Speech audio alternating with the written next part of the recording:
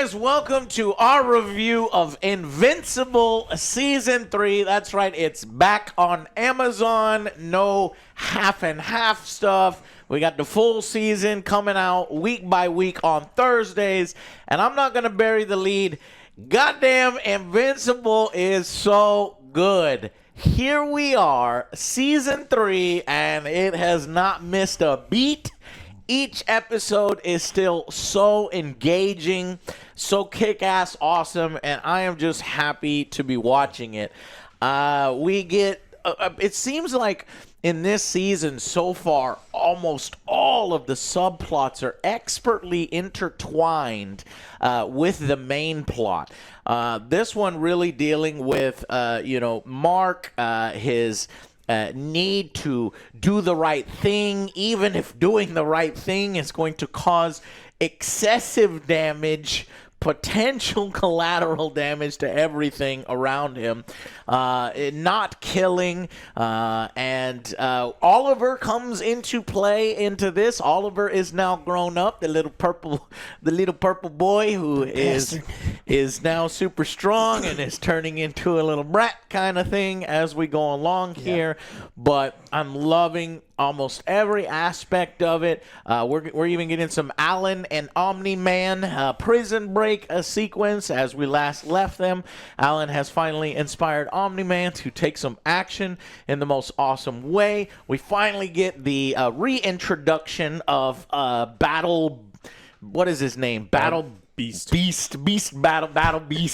in here, who is voiced by Michael Dorn, Worf, which I'm really excited for. Much more of him, probably more in season 4, but he's getting some here. And even some of the B villains are getting their time to shine, and some high stakes battles here while balancing life. Finally, we get the coming together of who Mark should be with. Eve, a little Amber as a throwback, a nostalgia throwback to just, they were never right for each other. And now we finally have Mark and Amber coming together. The show is making me smile. The show is gory, action-filled, really good writing. Walter Goggins, who I forgot plays Cecil. Is just not only is he an excellent actor, but he's doing a great job in voice acting. He gets some moments here too with some backstories, and we learn how he was disfigured. We learn some of his motivations. And then when you have his motivations and Mark's motivations clashing finally, a battle between Cecil and Mark, it's really great and engaging, intriguing, poignant, and messy. And that's what I love most about Invincible. It's still great. Now, there are a few things here and there that I care a little less about. We're going on some dates with Mark's mom, Debbie, with Paul. Pretty unremarkable, not special guy. But I guess maybe that's the point. Yes. But I can't even see what she sees in him. What does she even see in him? Because he's a normal, safe guy. Because he's a normal, safe guy that probably doesn't even deserve her to date. That's what he said, but too. But I think that's the point. That's his point, too. Because he's like, I'm none of those guys. You don't want to be with little old me. Yeah. It's like, well, I'm looking for something different. Yeah. Because of everything that happed. So right. I can see that, but yeah. It's working less. It is working less, but at least they keep it somewhat short and to the point. I like how they're trying to flesh out every single character. That way, when the mother speaks and when the mother says something, there's some gravity to it. Exactly. What did you guys think of Invincible season? Now we're going to review for you today episodes 1, 2, 3, 4 through 4, and the season. I don't know how many episodes there are. I'll look it up. What did you guys think? I thought it's pretty good. The animation's still up to par. The graphics look amazing. The gore still there. I do like a lot of this stuff, but like you said, that kind of was kind of the weak point. And I don't know, like the time traveling thing when he goes to see Immortal. Mm-hmm. Yeah, I enjoyed that. You may not like it, but I think it ties in very much to Mark's moral code, not wanting to kill. And now that he has done that, by the time that is finished, really plays into what's coming in the future. They were doing that pretty well with the other episode. They didn't really need to go back into this time to go do this. just I thought it don't was like the interesting. whole time traveling stuff. I want to just kind of keep it focused on what's going on now in this episodes and stuff. 8 but episodes. So we are already at halfway. Okay, cool. Still good. For me, none of these fell below a 7, but it kind of wavered up and down. I liked it too. I'm really glad that I got to see 4 before we did this because 4 really raised the scores. Mark is in his whiny hypocrite bitch. It's so crazy because like Cecil's constantly calling out on. It's like, hey man, this is how this works. We're talking about the whole destruction of the human race as we know it. You need to stop being a little child because Mark is a child. Like he's a college kid. He's 19. And so we're at the point in the series where we're at the arc, right? But we're in the worst part of the arc, and so it's like, yeah, I don't like Mark right now, but I know that as the season goes on, he will understand that when you're at war, you have to be a little bit morally flexible, and you have to use the weapons that you have because we're talking about the enslavement of humanity. But the battles are still really good. Yes. Episode 4 really lifted it up for me. Some of the Guardian stuff I don't think is as exciting right now. Like the whole grocery, we need to go grocery shopping. We need to cook for ourselves. We need to, where's the team going to live? But I think the meat of it, the Mark stuff and his family stuff, and especially the Nolan stuff. I think every scene with Nolan in it so far has been really, really good. Him and Alan, like I find the prison stuff really exciting. My favorite part is Cecil and Mark trying to figure out what's going on there. There's a lot of Yeah, good tension. stuff. He's like, oh, fuck. Like, you haven't seen Cecil this scared. He's like, I have to put a leash on this guy. Yeah, and I like how Cecil's right, ultimately right. Mark has, he's got a point in his own way where he just doesn't want to kill. He's like, I'm not my father. The He's like, show well- kind of reinforces the need to show mercy, and we've got Oliver here, which is maybe in danger because he's not understanding. Why don't we just kill everybody? It's like it'll end the threat. And the show does an excellent job of understanding the source material and the themes and the morals behind it, especially highlighted with the beginning of, I think it's like episode 3 that does a whole sequence with 2 low-level, B-level villains. No, more like D-level villains. Hey, they still beat up Mark pretty bad. Yeah, and they have hilarious powers. One guy's like a tape guy, which looks almost like a space creature that he uses, and then the other guy can turn into lava and flames.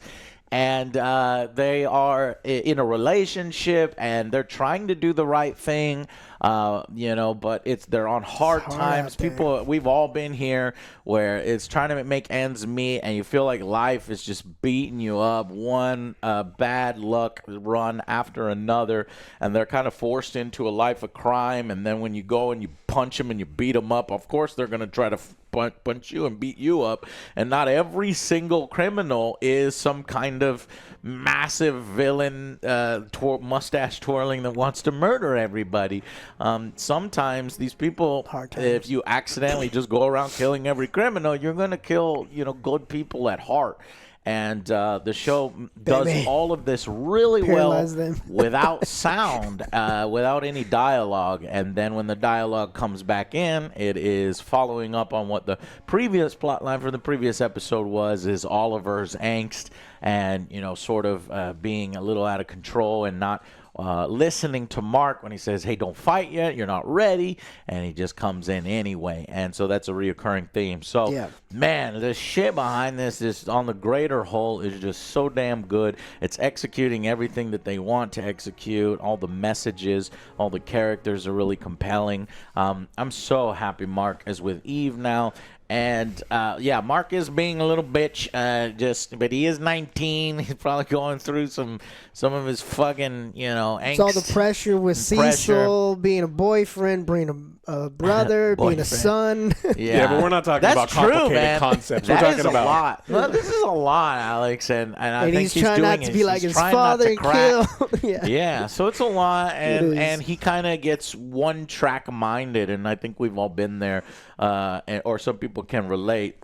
But yeah, hopefully somebody shakes some sense into him. I think Eve could probably be the best character at kind of shaking him to reality and what might be 'cause she has necessary the same in the future. experiences and going through the same things as opposed to the other one. Yeah. Okay. Well, I guess let's go ahead and give an overall score. We're going to rank all 4 episodes into one kind of score, like where we think it's at right now at half season, since technically we are at half season. And then we'll review the other 4 and give you a final verdict then. And then in the breakdown here, we'll break down each episode, give you individual ratings. But so far, let's call it the first half of season 3. What would you do? The first half, the last one kind of picked it up, and I really liked the first one. Middle kind of slogged for me. I did like the message that was going on, like I said, with not killing people and stuff like that. But I don't know. I don't like the time traveling, the Guardian stuff. So, I'm trying to average all my scores. I would give it an 8. Mm-hmm. It was like a 7, high 7, but I'll give it an 8 for this one. Yeah. I think he's doing an excellent job of, you have to realize, there's these compendiums that are this big, and each, comic book episode is its own little arc. And so what they're having to do is they're condensing these arcs. This time travel one that you're speaking of, where it's like, who's the king, and it's revealed. This is like a multi-thing in the comics. When it's finally revealed that it's immortal, it's like, whoa, And so I think they're doing a really good job of kind of these condensed things, taking the themes and the morals out of it and how it ties into deepening the characters and advancing their character arcs. It's doing a good job in that sense, but it can sometimes feel like, oh, what are we doing this for? This is kind of this and that, but it's like, I think it handles it well.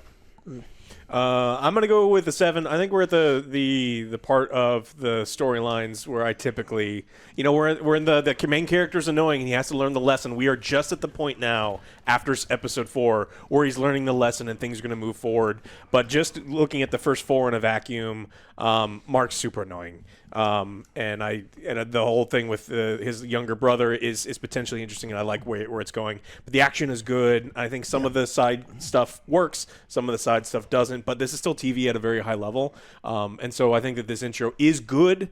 But I've seen really amazing things out of Invincible where I loved every second, and I can't say that about the first 4. But again, we're doing something where we're reviewing the first half of something. It's not done yet. So especially with momentum that we've hit in episode 4, I got really high hopes for the second half, but just a pretty good start for me. Yeah, I'm going to go 9 out of 10. I think, aside from some of the same criticisms there, but I think it's really executing the themes quite well. We're in a good spot, and a lot of intrigue and things going on. The subplots are tying in really well with the main themes, and we're getting just some intriguing character building here, and the teams are all shifting.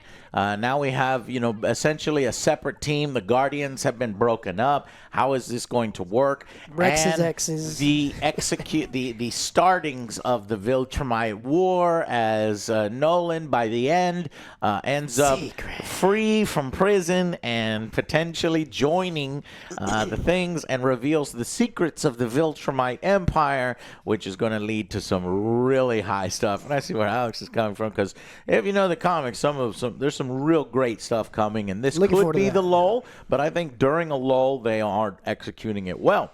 So that's it. I hope you guys are watching and enjoying it. I think it's top tier content for Invincible. For Amazon, yes. Yeah, and Amazon. I think it's 9-10 material. And then it's like our scores are almost kind of going up and down based upon what Invincible has to offer, because an Invincible 7 is probably better than a Rings of Power 7.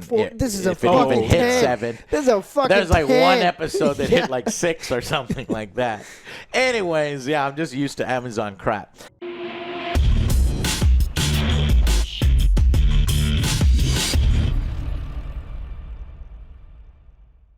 Okay, so let's go into the breakdown. So, breakdown. Essentially, episode 1 has Mark training with Cecil. It's pretty kind of fucked up that they used a little 7-year-old kid. He's beating up a baby. Beating up a baby, but yeah, that's Cecil, man. And it little foreshadowing, little plant, little seed there that's what Cecil does, and it's kind of fucked up. Rex almost dies to the dupla Paul. Yeah, multi-pole or something like that. He's like pissed about Kate, but luckily, Mark's there to show up, and he's ripping through all the Pauls. He loses it. May not Cecil get there. sees it, and he's like, "Hey, stop!" He's trying to hold back. He's like, "No, fuck it." Destroys him. Yeah, but I think it's still within reason because it's like it's dupla Paul. I can kill some of these guys. He's evil. He's a Yakuza assassin. He's not a hero. I forgot about Dupla Paul is a shithead, and if he died, no one would actually care but Kate. So it's like and piece we of thought shit. Kate was already dead too. Right. So. Yeah, but she does show up. She says, "Cut it out," and then he's like, "Oh, what the fuck?" And then Rex is like, "Hey, y'all see Kate too?" Because he's like near death. Yeah. It's fun. But anyways. Then we have the scene where Kate is kind of explaining to the team that she's a piece of shit now because I hate Kate. Yeah, I think they went a little hard with this scene where there's like, you're not supposed to like these characters. It's like, oh, that's kind of weird. Yeah, I didn't like Kate here, but she's basically, I need some time to myself, and I guess I can understand it because she's like murdered. So did anyone really die then? No. Yeah, so this takes away from that a little bit. So you had. That's what I was thinking. I was like, Kate's not really dead. I forget what the snake or the shrinking lady's name is, but she's not really dead. Yeah, it could take a little bit away, but there's plenty of death coming. So this is a feint. But a subplot here is we have some suspicious, or rather, the main plot, we have some suspicious ground activity. And initially, they kind of dismiss it as just things or like figure it out because we don't know what's going on here. Meanwhile, we get a great scene of the guys going bowling. And turns out William is better at bowling than superheroes. And so he has something up on them. But the main point of this was to tell Mark, look, do not tell Eve about future Eve and what she said because it's just going to complicate things. Don't fuck it up, Mark. Just tell her how you feel. We Mark's agree. A dude. Y'all should be together. Mark's a fucking idiot. But I love this scene because we all know he gonna fuck it up. And we also get some seeds of Oliver growing up. He's been hiding that his powers have already come to fruition far faster in his life than Mark's. And he wants to get out there and fight. But meanwhile, we go to Eve's treehouse, and Mark kind of confesses his love for her. He says he wants to date her. It doesn't come right out yet. Because future you told me that I should, and she's like, "What? Are you an idiot? Why would you tell me that?" And he's like, "I am an idiot." Wait, so your only thing? I was like, Mark, I did one of these or on watch. I was like, Mark, don't fuck this up. I want this for you. This will be good for you.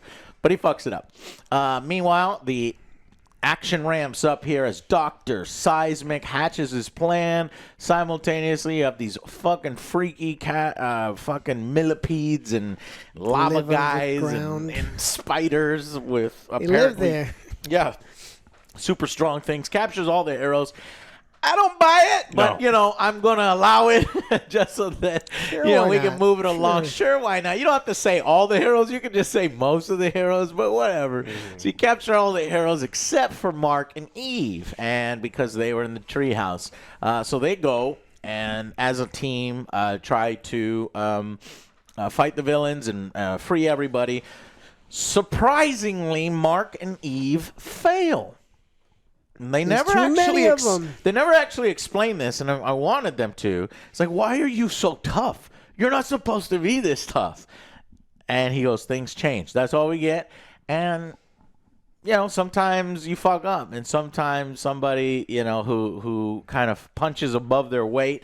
And in this instance, because I thought it was, they're going to reveal there's something big behind him, and he's getting his tech from somewhere else. No.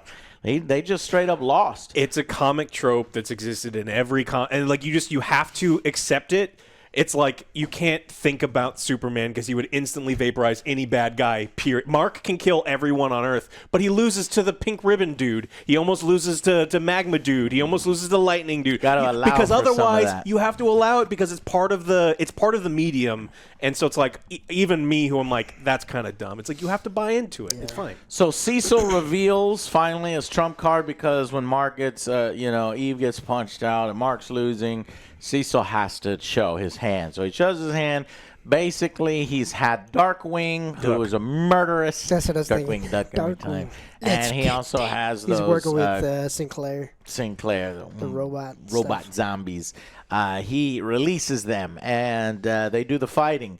And they save the day, essentially, along with Mark and Eve, and eventually the other heroes break free. You have a big battle. But once Dr. Seismic is taken out, clearly his mind control or his control over the creatures is broken, because these creatures are like, ping, ping, all right, let's get the fuck out of here. We don't want to fight you guys.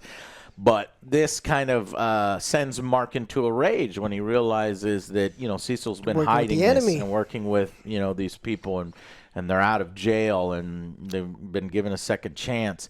And that's the thing that, I think Mark should have been able to understand the second chance. He should have pushed that a little harder, but these two don't talk about it well. I mean, they constantly joke about Mark being an uneducated idiot who should have stayed in school, and it's They like, do. So and he is it's like, a little dumb. He is an absolute imbecile, because if he had been in school even once, you're like, hey, even in U.S. history, there's a lot of times. The fucking Declaration of Independence, he thinks it's in New York. Well, he didn't realize where all the V2 rocket scientists in World War II came to work on, who were working on the Manhattan Project, who were like, there's oftentimes about where it's that. like there's these major conflicts that have happened all throughout human existence where it's like, hey, this is important when we're dealing with the Pay extermination. attention. Yeah, but So him and Cecil are about to fight in that white room. We smash the credits, and then we get goes to Alan and Omni-Man, who Alan is trying to convince Omni-Man, look, I'm going to stay here until you're ready to break out. Let's go and join me.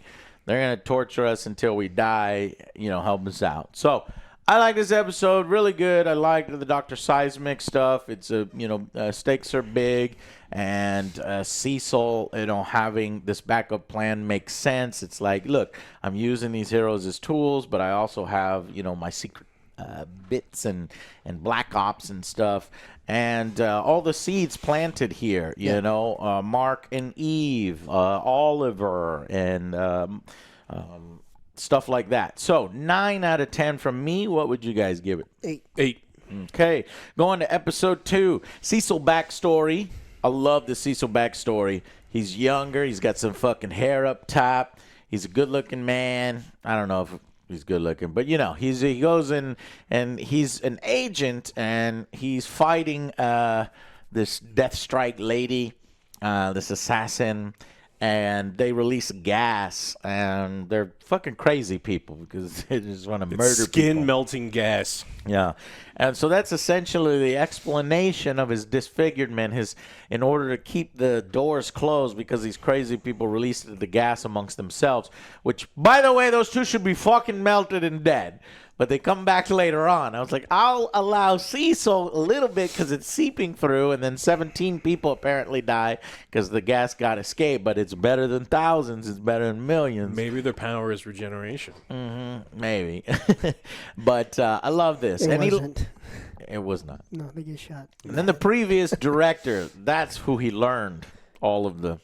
Yeah, I mean, it totally. I mean, it makes sense in like a dirty sort of way, Yeah. where like if you're understanding like the nuance of it, it's like, look, these people are powerful, and if we can have them on our side, it's worth doing because there is always a bigger fish, and most of the time they're assholes, and so it's a good. It's learns good how to use people and learns criminal rehabilitation, which may not always work. We haven't seen an example of it not working, but we've seen an example of it at least temporary working. Yeah, we just do Suicide Squad. Super easy. Yeah. Yep. And in prison, so he gets sent to prison because he fucking pops them both in the head because he's like, no, I'm not working with criminals. They're criminals. So Fuck it's so them. They coulda crazy killed- that I love the dynamic here that the show is doing. That it's, Yeah. Cecil is Mark from previous until Cecil learns this poignant line where it's like we can either be the good guys or we can be the guys that save the world. Can't be both. Can't be both. And I think the point is eventually that we get to is you can be both, but it's going to be fucking hard. So we'll You have can to just do what Batman does. Paralyze them. They're still alive, but they can't do anything. True. shoot him in the fucking spine. All those people like stealing bread in Gotham Or City. did again. It's like, oh no, I won't even steal. So you're saying, Joe, when Michael Keaton knocked that fat dude down the sewer With the bomb? and to drop the bomb, you're saying he was just paralyzed? Yes. Yes. He didn't explode. It was like one of my stupid bombs that never, like, it's a little Oh, poof. the It's bombs that put the black face on you? Yeah. Okay. That's what it was. And Batman paralyzed. knew. And paralyzation. Anyways, so this is the episode we really get the Mark and Cecil fight, and I love the way this, plays out, because obviously Cecil's not a super powered being, but he's like, oh god damn it, this is like going out of control. We gotta leash this This is guy. where you really see him. Like he's terrified. He's like, Yeah, I mean, well, he yeah. saw what his dad did, and he's like, look, this Yeah. guy is almost every bit as powerful, but he's even more unhinged, potentially. But I love how Cecil is like, no, he's not lost forever. He could tell that Mark is a better person than Omni-Man at least, Yeah. and he's not going to go full on him. But he eventually does reveal that he That's- motherfucking implanted some shit in his head from the Atlantean creature that emits this sound that does actually hurt a Viltrumite, half Viltrumite. And he uses it, but Mark does everything. He involves his old team. It gets fucking messy. It's Cecil versus Mark, and then Cecil versus the old team. When they say Rex is the first one to say fuck this. I love Rex. Rex is just awesome. yeah. And then he's that asshole. He's like, all right, he's our asshole. he's our asshole. Oliver. Why? Oh, okay. So then. They finish the fight there, and Cecil makes his point, and Mark just like without even thinking, he chokes Cecil, throws him up against concrete, and is about to kill him, and he's like, if you ever fucking come near me or my family again, I will kill you. I will kill you. So they're done. Mark is done with being Guardians too. Is like, at what point is this gonna be enough? He obviously doesn't care about us. He's willing to do that to Mark. Yeah, there's lots of fallout from this. And he goes and he's explaining to his mother and Eve, and that's when Oliver's like, why didn't you kill him? Just kill him. And then the mother's like, we don't kill. Yeah. So she tries to install that in her son. But before that, there's a turmoil between the team, and we get the separation there. Yeah, And they break up with each other. Yeah. It's not before, it's after. And then after that, we get the Guardians split. So you're right. They either have to join Mark's side or... I don't agree with the Guardians here that are like, nah. This isn't well written conflict, in my opinion. It's like the Guardians of anyone on Earth knows the danger of a fucking Viltrumite. Out of everyone, like they're like, no, he came in here and tore everyone into little tiny little pieces. And the reason we have children protecting the Earth is because Omni-Man killed everyone. Maybe it's a good idea. Like this whole like cut and dry thing where I can see how you don't want to work for Cecil because he just uses you as a fucking tool. Doesn't care about your life. In fact, attacks the fucking team with his guys. It's not like he said, all right, well, robots, like, don't kill them. Like, they're fighting, and they're fighting for their life. Something could go wrong, and they could get killed. I think the story is not doing a good job explaining the pending invasion and enslavement of the human race. And, like, that's this big. And then being mad at Daddy Cecil is this big. Cecil should definitely let them know, hey, Yes. do you guys remember Omni-Man? Are you guys dumb? That's what I mean. He killed, like, the immortals in the room. He's like, he killed every single one of us and plans on enslaving every person on Earth. Way better men than you guys are. Yeah. And so we have to man up, and we have to get ready for this. But irregardless, the team fucking breaks up, and Robot actually chooses to kind of, join Mark. He kind of makes it seem like it's actually both. He does it for the girl, but he also does it because, look, Mark's the Viltrumite. I'm going to need him later. And he's real powerful. He's the most they said he's the most powerful dude on Earth. It gets beat up from time. It gets beat up by everybody. But, I mean, again, that's a comic thing. Yeah. Yes. And he says, I get you. He's like, I still love you, and I understand why you're doing it. The guy that stays behind. What's his name? No, it's not Bulletproof. It's he's good. Samson. Something Like that. Samson. Yeah. And yeah, I like Samson. He's cool. And because he's like, I forgot what he said, what his reason was. Oh, I can change it, but I can change it from the inside. I can't do anything from the outside.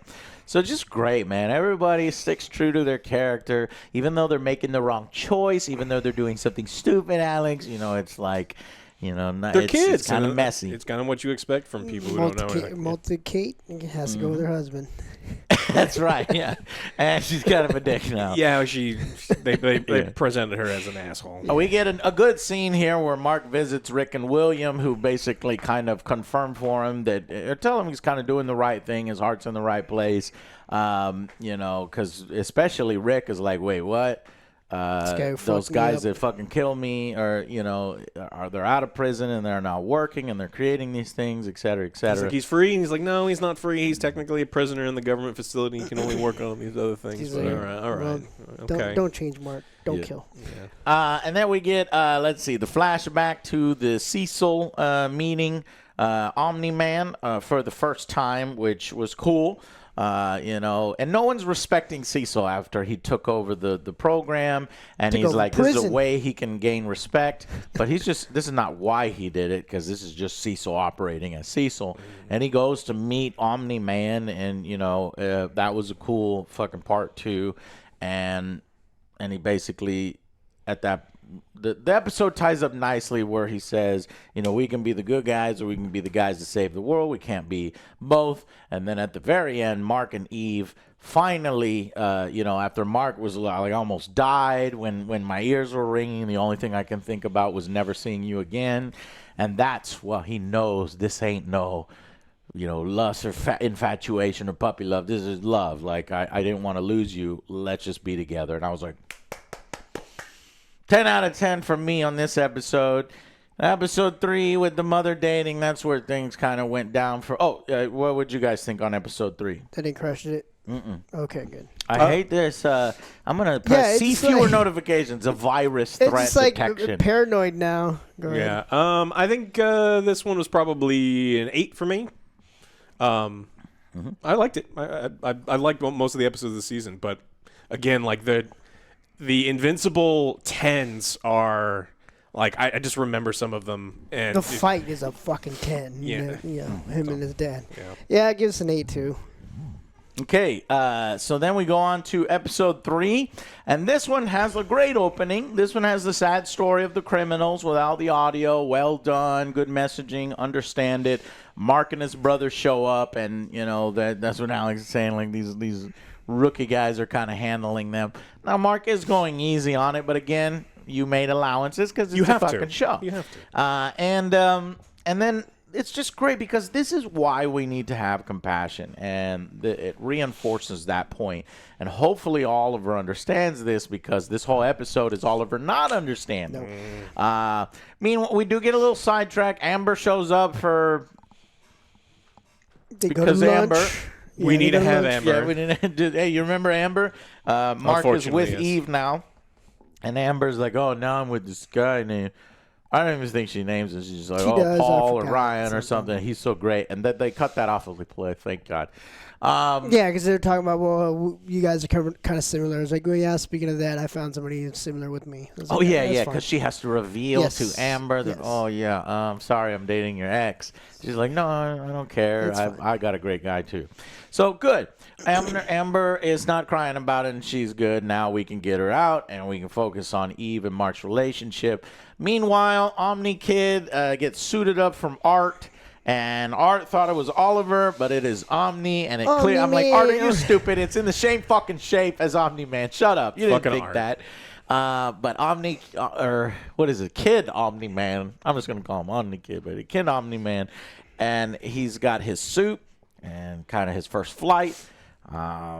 And Mark doesn't really want him to do the symbol because he doesn't think it'll go over well. No, because it doesn't. Everyone's just It's a traumatized by bad that. idea. Yeah. It's like he killed like a shit ton of people. And now somebody's just going to show up in his or a similar costume. They might not like you. And be an alien because he's got purple skin. They're not going to receive it. May not receive it well.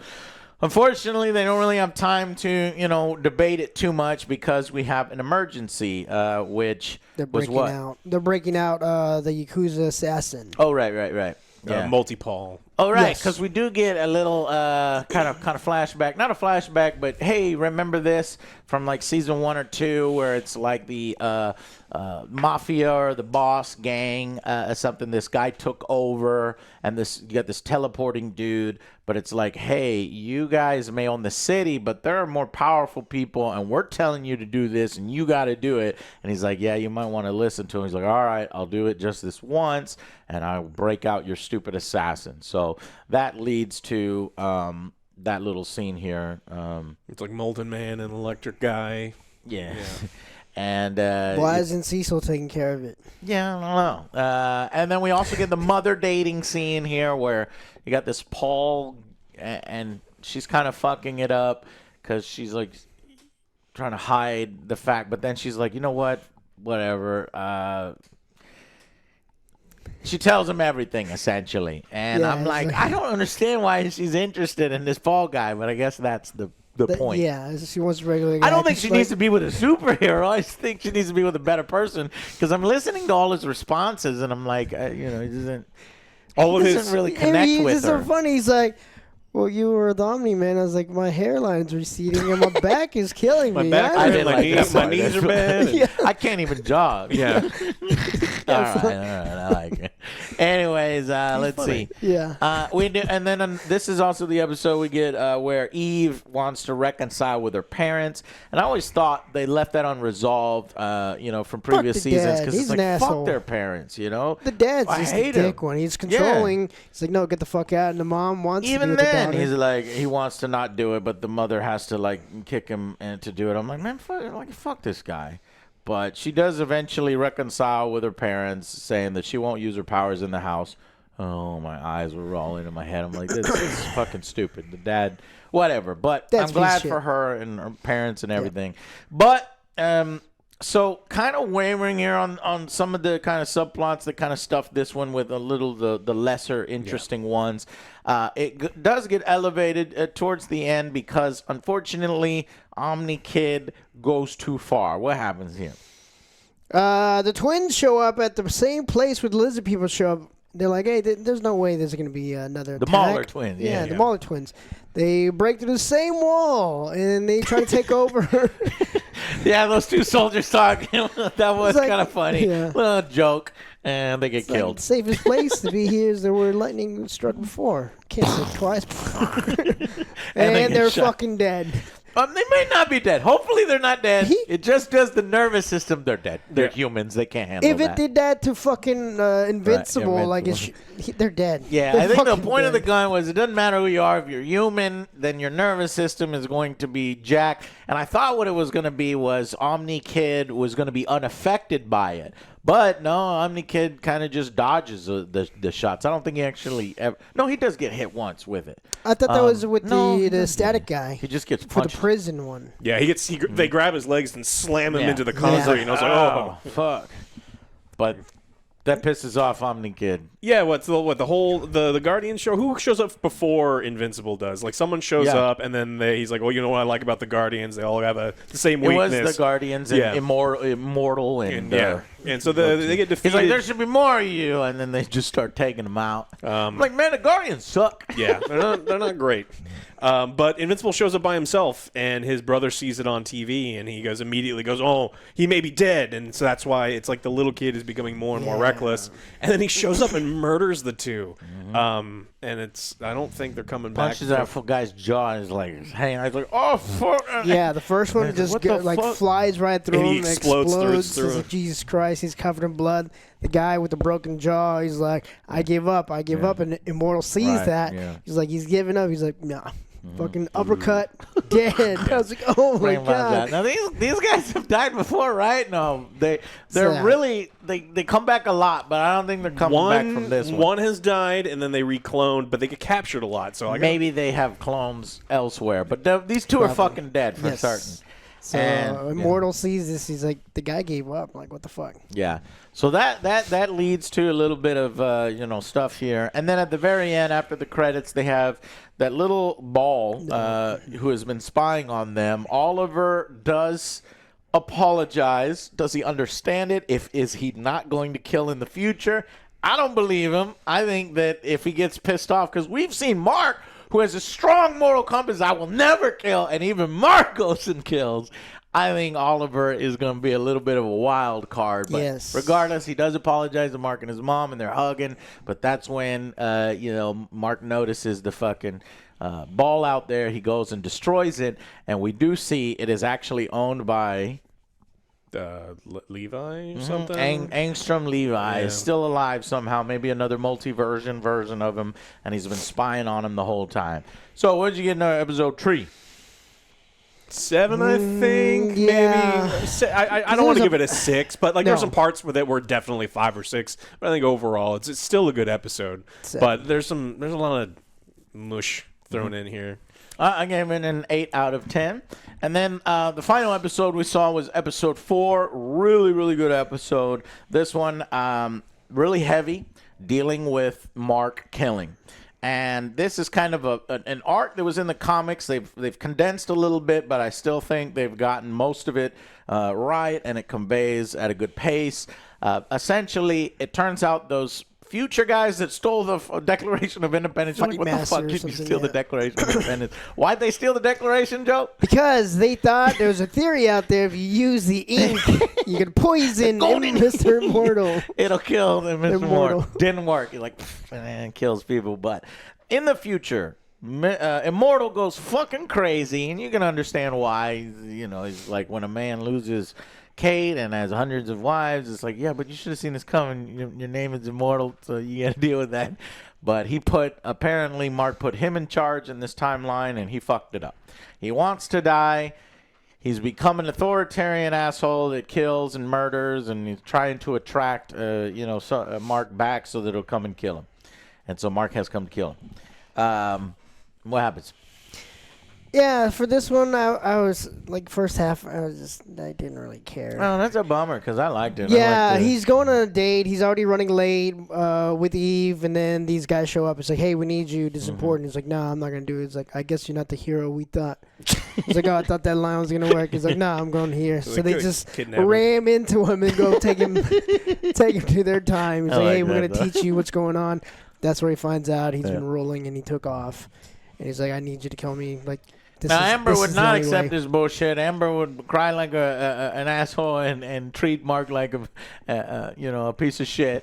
Thankfully, Eve does understand because she's in this life. He got kidnapped right in front of her. So. Yeah, but that's like Amber should. Anyways, so yeah, Alex, They get captured because they want to get captured. They go meet with him. He's like, hey, you brought me here. It's like you never came back, and he just started going crazy. And he planned all this so he could come back to destroy him. To kill him, yeah. So the other two guys finally break free, come in the door. He's like, look, if you're not going to kill me, I'm going to make you fight me. Yeah. So he grabs one of them and starts choking him out. And then Mark has to intervene, and then he does it. Fight. A little quick, but again, because it's a condensed thing, it takes him a little longer in like, the I'm other. not gonna kill in this you. show, a little quicker, but you understand, and I do. What I like is that he's fucking shook afterwards of having to do that, and he's just demoralized. He goes back to his first date. You can tell something's wrong immediately. You know, Eve asks him about it. He's like, "Am I a good person?" Because he had to kill somebody, but she consoles him and she connects with him, and this is why they should be together. And then we get good music sequence montage of them kind of not letting it ruin their date, and they fly off. They're flying together. They're going to various places together, basically dating and being together. Mark finally gets some fucking good R&R time here, and then it ends. And so I was like, what? And then he's like, I love you. And he meant it, and then she says, I love you too. It's like, it's touching. And he's like, it might be a little too quick, but, hell, with what they deal with every fucking day, who knows if he not dies the next day. But, yeah, that was that little half. Then the second half here, we get a recap that we probably didn't really need. The narrator kind of recaps some of the events that we've already seen. I guess they were worried people forgot about it, but I don't feel like we needed it. It made a joke about it, too. It was like, here's a recap for those people who don't pay attention. Yeah. Is that what he said? That's funny. Yeah. Go ahead. So take this. This is where we get back to Alan, and he actually made some progress with him because Omni-Man says, I miss my wife. Yep. He's like, oh, we're making some progress. So he's going to get executed, and Alan's like, all right, it's time to break free. Let's get the fuck out of here. So he gets captured. Omni-Man gets captured, gets beaten up. Alan breaks out and starts ripping open all the jail cells. And this is where we meet, what was his name? Battle Beast. He's like, show me. And all these other aliens that he breaks free. And I don't know why Alan kind of gets all the prisoners killed, and I don't really know why. He kind of like lets them fight, and he's just like standing there, and they're all dying and murdered. I mean, he's always been. I know they might be murderers and killers themselves, so they're not necessarily innocent. Yeah. But some of them might have been innocent, and he could have done something to help him since he's super strong. You know, he can easily take some of these other guys. There's a little bit of a power level. I wish they would have thrown in one line because they're trying to kill him. They're trying to murder him, and they keep smashing him or shooting him with huge lasers. He's like, ow, melt a gun. But nothing really happens. Right. But then later on in the episode, the soldiers come out, and they've just got their standard rifles, plasma rifles, and they go, no. It's like, come, no, you fucking, you get the fuck out of here. You didn't make one noise with that fucking beam cannon. It may be little brother syndrome. I wanted them to say, because later on he says, shit, I hate these guys. And I wanted them to say, their shots sting, you know, and I hate it. I don't like the way it feels. Something like that would have been He's been cool. a loser his entire life. Like, he sucked his entire life. And like, it could be like little brother syndrome where you can always tell who's a little brother because if you raise your hand up like this, they go, ow. It's like, I didn't even hit you. But it's like, it's a reflex that, you know, he's always. Yeah. So. Yeah, so then they get all killed. He releases Battle Beast, but he talks to him. He's like, look, you will get good battle. This is the best battle. He's like, is there Viltrumites? He's like, yeah, there's two. 3, but you 2. Kill those. One is on Leave our one, side. yeah. And he's like, the other 2 are fair game. And, you know, Worf says, fair he game. starts fucking killing this everyone. term pleases me. Yeah, he destroys everyone in the room. He's like, there's nobody here with my power level. You lied to me. It's this way. You have Follow no me. honor. So he's about to fight fucking Alan for lying to him. Yeah, it's like, where That's are where they? they hear some punching right below them, and they break in. And they bust in, and a fight ensues. Because, you know, Nolan was resigned to his fate. He wanted to die. And because of the last season final thing was I miss my wife, I thought that was going to factor in a little more when they're taunting him. Oh, you had sex with an inferior, you bred with an inferior race, this and that. I thought that he was going to get pissed when they bring up, you know, his wife. But it doesn't really factor in here. It's more that's just one more bean in the pot here where, you know, and the thing that actually got him to spur into action was that he did legitimately start to form a friendship with Alan the alien, and Alan the alien is letting this guy beat the shit out of him, you know, secretly, so that he, you know, he'd spar him on, and he does eventually join the fight. Yeah. Do you think he's gonna get mad when he goes back and he finds out his wife is with somebody else? With fucking Paul, he's gonna generic asshole. My back hurts, please. That would be funny. Paul, yeah. no. And she's like, I'm over you, Nolan. Yeah. I'm not done. No, Paul, I'm with Paul now, and Nolan is gonna have It's to like be I've been like, taking care of your fucking son, shit, man. both of them. Right. So, anyways, that's when the guys show up with their lasers. He's like, shit, I hate these guys that shot Sting. That would have been cool if he said it, but he didn't. Anyways, they are actually having, it seems, a little trouble, at least initially, with these 2 full-blooded Viltrumites, until Alan has the idea of knocking them outside, and then they start to coordinate, and Alan and Nolan combine, punch this dude's fucking face, and love the blood and guts here in the animation. And they were doing it before, you know, Creature Commandos, but I like it this more mature style where they're not afraid to show this. It's previous DC animations and stuff. They just punch and roll. Yeah, then they have a little funny moment. It's like, I thought there was another one. Where's the other one? They're just fighting in the distance. They're just going further and further in space. So it's interesting because, you know, Battle Beast is supposed to be like the most powerful, right? And I don't know. And I think at this point in the comics, I can't remember, Battle Beast has more strength than Alan the Alien, but I think Alan the Alien, at least here, has more strength than Battle Beast. I can't tell their power levels. It's not DBZ. They're not announcing, it's over 9,000. And my power level is 1 million. You can tell by the hair color. Right. But no, you can't tell here. But I like that a little bit because it's like you never know. Somebody could just fucking go get angry and go Super Saiyan. But I say, like Oliver. Eventually, does Battle Beast take care of his dude? No, on his own? You just see him like going into the distance fighting each other. He's got his claw ripped into his chest. Yeah, They're still fighting, fighting. and it ends where they're still fighting. Because I don't remember if Battle Beast kills him. Because I'm paying attention. Does Battle Beast take on at least a Viltrumite one-on-one? Yeah, Is he does. It looks like Viltrumite he's level? winning. Yeah, it But does, we don't know we yet. don't Okay. see that. Anyways, as Alan the alien and him are talking about where did the other guys go, he says, we got to go. There's reinforcements maybe. Who knows? Let's hotwire the ship. And he's like, there's no reinforcements coming. They could have called anytime. Yeah, well, here's the secret. There are fewer than 50 pure-blooded Viltrumites left in the galaxy. Mm-hmm. And that's also why we can beat them, says Nolan. So Nolan's on board with this plan against fighting the war of the Viltrumites. And then the narrator goes back because the narrator's like, let's give Mark and Eve some private time because she did the zapping of the clothes off and they was about to have sex. And then they come back after they've done the deed. And the mom is trying to, barge into the room. And What are you doing? I kind of forgot how young Mark was. I don't know. He just seems older than he is, but he's actually only 19, just turned 19. I would say more mature, but no. He's like, we gotta get our own place. So they're gonna move out. She has her own place. She had The that tree tree house, house. but she just moved back in with her mom. Why? With her parents. I don't know. She's like, oh, this is barely comics. staying up. I'm like, no, this works Mark perfectly could move fine. out with her. She don't know. could kind of fix up her place.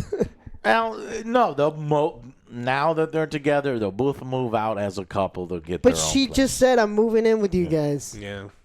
Booty is She's an moving incredible out. motivator. This was before Mark said we're going on a date, and this is before Mark said I love you, and this is before they had sex and got interrupted. They need their own place.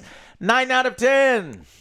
I didn't like the intro. I think because we didn't talk about it. Like Mark breaks into the Pentagon, kills a bunch of whatever the corpse dudes are called, threatens Cecil again, and he's like, I committed treason. And it's like, okay, if you're trying to present yourself as a bad guy and an enemy of the, and then breaks through, it's like, what are we doing, Mark? Okay. And then, I mean, the time travel stuff was okay. It felt condensed. Like, I know it's condensed, but it felt condensed, and I wish we had spent a little bit more time with it because I think that could have been really poignant, really interesting, and I just think it was only pretty interesting when, like you see its potential. Yeah. But I love the last third. I mean, incredible. This is the kind of stuff that I like watching. Alan picks up it's either Alan or Battle Beast picks up a guard, throws him at another guard. They turn into ground beef and red mist, and you're like, this is what I want. This is the stuff that I watch this TV show for. And then they're just like, it's interesting jokes and it's funny stuff happening throughout. So it's like, I think the last third really elevated this one. But I wasn't totally sold on like the first 2/3. So I think 8.5. 8.5. No halves here, guys. The Angry Joe Show. Y'all know better. 8. Okay. I was going to go with the 7, the high 7. Couldn't get the 8 because of everything in the beginning. Okay. All right. Yeah, Fair enough, guys. Like, Yeah. I like that. I thought this was a strong one, and hopefully a sign of things to come. Yeah, like yeah, you said. yeah, So we're we ramping got up. I four. like this. The ending of it's like, all right, great, but I get it. It's like Mark's already had this dilemma. It's like we already explored this in episode 3. We don't need this. We get it. It felt like get you the were, message. treading water. Okay, we got 4 more episodes to go, and these come out on every Thursday, so stay tuned for that. And thank you guys for watching, and we will see you on the next Angry Joe Show. Bye, guys.